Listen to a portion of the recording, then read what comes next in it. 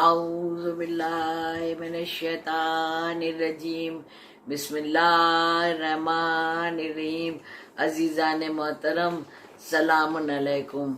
नाज़िफ शाह रिज़वी की खिताबत के हाथों से फर्दन फर्दन सलाम कबूल कीजिए। अल्हम्दुलिल्लाह, एक बार फिर मैं आपकी खिदमत में हाजिर हूँ। माशाल्लाह, मुसलसल हमारे आपके दरमियान रजब, शाबान, रमज़ान गुफ्तगू होती ही रहती है और आपके वायदे के मुताबिक माशाल्लाह मैं फिर एक बार आप हाजिर हुई हूँ। रमज़ानुल मुबारक के सिलसिले में मेरी आपसे गुफ्तगू जारी और सारी है। अल्हम्दुलिल्लाह, मेरी और आपकी गुफ्तगू कुरान मजीद का जो दूसरा सूरा है यानी कि सूरे बकरा, उसमें 183 नंबर की आयत पर मेरी और आपकी बात हुई। फिर 184 नंबर की आयत पर मेरी और आपकी बात हुई और आपसे आज 185 नंबर की आयत पर गुफ्तगू करना है। तो देखिए, इसमें इरशाद रब्बुल इज़्ज़त हो रहा है कि इसी रमज़ान माह रमज़ानुल मुबारक में कुरान मजीद नाजिल हुआ और जिसमें हिदायत के रोशन मनाजिर हैं और रोशन दलीलें हैं। इसमें तमाम हिदायत है जिसकी रोशनी हमारे कल्ब को कवी करती है, हमारे कल्ब को नूरानी करती है और इसको पढ़ने से हमारी आंखें तो नूरानी होती ही होती हैं। तो रोशन दलीलें इसमें मौजूद हैं और ये रमज़ानुल मुबारक में नाजिल हुआ है। इस बात पर हमारी गुफ्तगू होगी और इसके छोटे छोटे से जो मारूज़ात हैं वो हम आपके सामने लेंगे, आपके सामने पेश करेंगे। छोटी छोटी सी बातें जो कुरान मजीद में हम लोगों को समझना चाहिए। बड़े बड़े अस्कार हम लोग करते चले जाते हैं, कभी कभी छोटी छोटी बातें हम लोग उसको नज़रअंदाज कर देते हैं, जिसकी वजह से हमारी ज़िंदगियों में बहुत मुश्किल और परेशानियां आती हैं। तो रोशन हिदायत के रोशन चिराग हैं कुरान मजीद के ये आयतें, ये सूरे।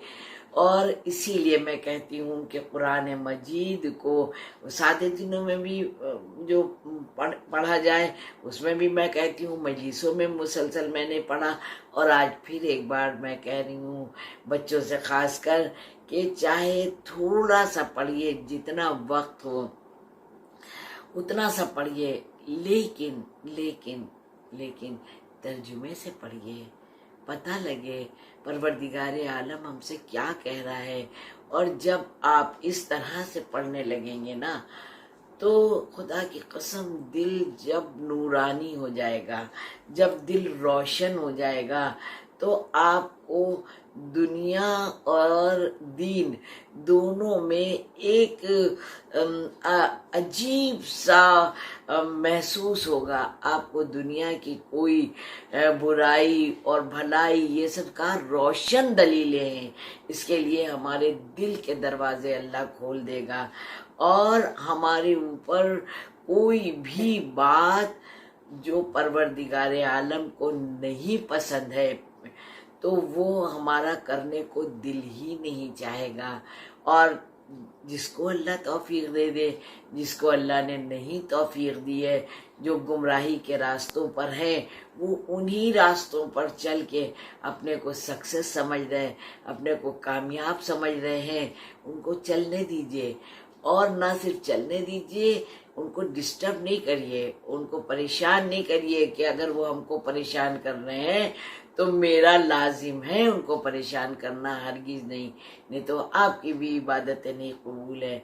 हाँ, उनके हक में दुआ करिए, उनके हक में दुआ करिए कि अल्लाह हमको भी तौफीक दे रहा है खैर पर चलने की। पहले हमको तौफीक दे, पहले हमारे अंदर की बुराइयों को ख़त्म करे परवरदिगारे आलम, क्योंकि ये नूर है, ये हिदायत के चिराग हैं और अहले बैत अलैहिमुस्सलाम के जो इरशादात है उनसे एक तक़वियत हासिल होती है, एक रास्ता मिलता है कि हाँ सिराते मुस्तकीम ये है। हमको अगर सिराते मुस्तकीम तक पहुँचना है, सिराते मुस्तकीम पर चलना है तो इन्हीं का रास्ता अपनाएं और अहले बैत अलैहिमुस्सलाम के सहारे सहारे अपनी आखिरत भी बखैर करें।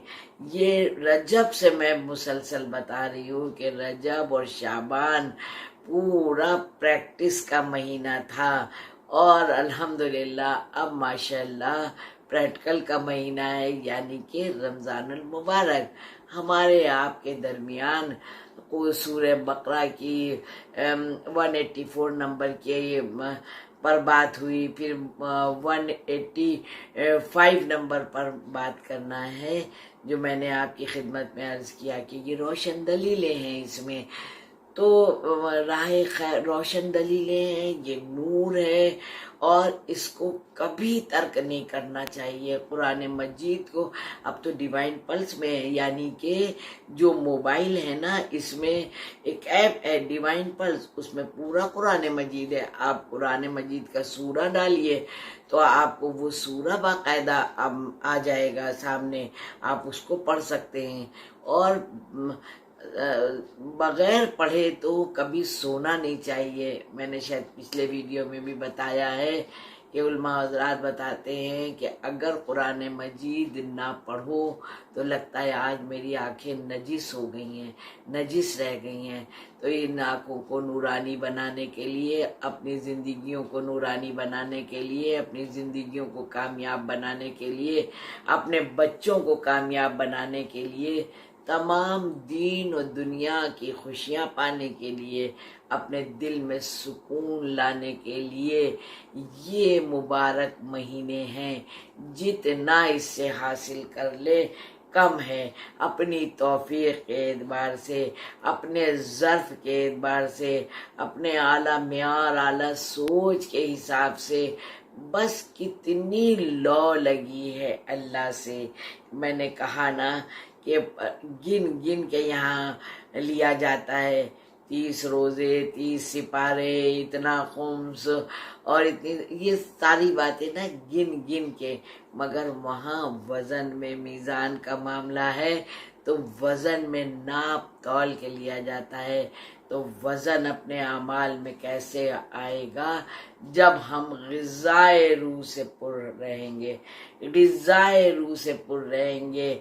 हम पर किसी का कर्ज ना रह जाए, हम पर किसी का, ज़रूरी नहीं है कर्ज का मतलब पैसा ही कौड़ी, किसी का भी मेरी गर्दन पर कोई भी किसी का क्या कहना चाहिए कि होता है ना, कभी किसी के पास अमानत रखी है, कभी कुछ, ये सब कुछ नहीं। हमारी गर्दन, जुल्म हमारी तरफ से किसी की तरफ नहीं होना चाहिए। जुल्म ज़बान का, आँख का, सोच का, फिक्र का, हाथ पैर का, गीबत गुर्बत का, ये सारे जुल्म में आ जाते हैं, वो किसी और दिन बात। लेकिन आज मुझे ये बात करना है कि जो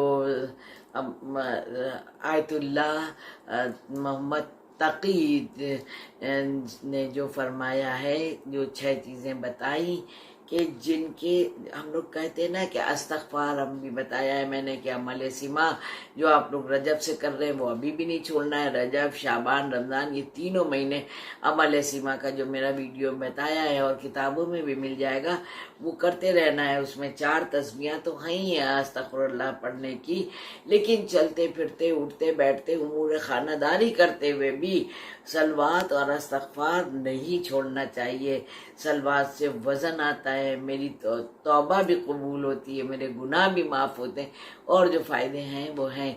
लेकिन आयत अल्लाह तकी ने फरमाया कि ये 6 चीज़ें, यानी कि जो 6 चीज़ें क्या है, छोटे से गुनाह को बड़ा बना देती हैं, यानी गुनाह सगीरा को गुनाह कबीरा में तब्दील कर देती हैं। तो जब गुनाह सगीरा हो या कबीरा हो, अगर हम ये करते गए तो क्या मेरी नमाजें कबूल होंगी, क्या मेरे रोज़े कबूल होंगे, ये हमको कोई और बताने नहीं आएगा। हमारे अंदर खुद एक टीचर अल्लाह ने, परवरदिगारे आलम ने एक ज़मीर अंदर एक टीचर बिठा दिया है, जो हमारा ज़मीर हमको हमेशा सही गाइड करता है। ये मत करो, ये गलत है, फिर भी हम कभी कभी कर गुजरते हैं। ये मत करो, फिर भी हम कर गुजरते हैं। या ये करो सही है, ये करो सही है, फिर भी हम नहीं सुनते।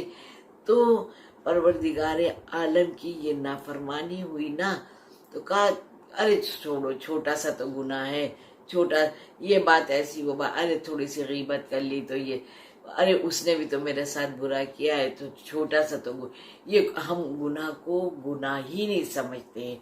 जो माशरे का आलम है वो इस वजह से भी बहुत असर पजीरी रखता है कि हम गुनाह को गुनाह ही नहीं समझते। छोटा सा तो है, कोई बात नहीं, कर लेते हैं। हालांकि गुनाह गुनाह ही होता है, गुनाह कोई छोटा बड़ा नहीं होता है। लेकिन फिर भी गुनाह सगीरा होता है एक, और गुनाह कबीरा। कहते हैं कि एक तो ये होता है गुनाह करना, फिर दूसरे ये कि बार बार गुनाह करना, किसी गुनाह को बार बार गुनाह करना। जो गुनाह सगीरा है वो भी गुनाह कबीरा हो जाता है। तो एक आयतुल्लाह फरमाते हैं, बहुत अच्छी मिसाल उन्होंने दी कि सांप में जहर होता है, तो क्या आप कभी ये पसंद करेंगे कि छोटे सांप से कटवा ले और बड़ा सांप ना काटे? ऐसा पसंद करेंगे? नहीं ना। थोड़ा सा जहर खा ले, पूरी पुड़िया नहीं खाते, ऐसा पसंद करेंगे ना? नहीं करेंगे। तो बस कह रहे हैं कि जहर से भी बदतर है चीज गुनाह। तो अल्लाह से मगफिरत की दुआ करना चाहिए, तौबा इस्तग़फ़ार, खाली जबान से नहीं, दिल से ज़मीर से, अपनी रूह से हमें हमारे गुनाहों की तौबा करना चाहिए, ताकि उसको शर्फ कबूलियत हासिल हो और मेरे अमल और अमाल कबूल हो। तो एक बात तो ये कि किसी भी गुनाह को छोटा ना समझें, बार बार करने से गुनाह सगीरा गुनाह कबीरा में तब्दील हो जाता है। और दूसरे ये गुनाह करके भी लोग कभी कभी नाज़ा होते हैं, जीत गए, कोई मजलूम है, कोई गरीब है, कोई कमज़ोर है, कोई ज़ईफ़ है, कोई नातवा है, कोई बच्चा है, कोई बूढ़ा है, कोई बेवा है, कोई यतीम है, कोई असीर है, कोई मतलब किस तरह का। तो गुनाह करके अगर जीत गया तो वो खुशी का इजहार करता है, खुशी का इजहार करता है और अपने को सही साबित करता चला जाता है। ये भी गुनाह अजीम में उन्हीं ने शुमार किया है कि ये भी गुनाह अजीम है। और दूसरे ये कि गुनाह की दावत देना, एक तो खुद गुनाह किए हैं, फिर ऐसे प्रोग्राम रखें, ऐसी ताकीबात करें कि जो जितने शरीक को शामिल हो रहे हैं उनको भी आपने गुनाह में खींच लिया, तो इसका भी अजाब उस पर पड़ेगा जो गुनाहगार होगा। और बस अल्लाह हम लोगों को तौफीक दे ये माह रमज़ानुल मुबारक में क्या हम लोगों को अल्लाह गुनाहों से बचा ले, परवरदिगारे आलम। तो गुनाहों को कहा है, और ये रिवायत में मिलता है, बाकायदा रिवायत में मिलता है। आप देखें कि हुजूर पाक सल्लल्लाहु अलैहि वसल्लम ने इरशाद फरमाया, जो यहाँ हंस हंस के गुनाह करता है वो रो रो के जहन्नुम में जाएगा, जो हंसता हुआ गुनाह करता है वो रोता हुआ जहन्नुम में जाएगा। बहुत से लोग गुनाह करते हैं और फिर आपस में तज़किरा करते हैं, हमने तो ये कर दिया, उसका इतना माल हमने ले लिया और मांगा भी उसने तो हमने नहीं दिया, है ना, हमने नहीं दिया। या मतलब हमने इतना सताया लेकिन वो कुछ नहीं कर पाया, बयान करते हैं और ठट्टे मार के हंसते हैं और उसमें भी तमाम लोग शरीक को शामिल होते हैं। ये सब गुनाह अजीम है। ऐसे लोगों के लिए बहुत बड़ी बड़ी सजाएं हैं। तो परवरदिगार आलम से दुआ है कि माह रमज़ानुल मुबारक में हम लोगों को नेक काम करने की तौफीक अता करे। और ये जो सूरह बकरा की चंद आयात हम आपके सामने मुसलसल पेश कर रहे हैं, इसकी तफसीर देखिए, तफसीर कुरान और पढ़िए और बच्चों को भी बताइए इंशाल्लाह, ताकि हम सबका जहन रोशन हो और रूह हमारी ताज़ा हो। हमको ग़िज़ाए रूह से पुर रहना है। हलाल रिस्क, चाहे जितना रोज़ा रखें, लेकिन लुक़्मे हराम आना नहीं चाहिए, बगैर खुम्स के खाना नहीं चाहिए खाना। और लुक़्मे हराम खाली खुम्स की बात नहीं है, गलत तरह से आया हुआ।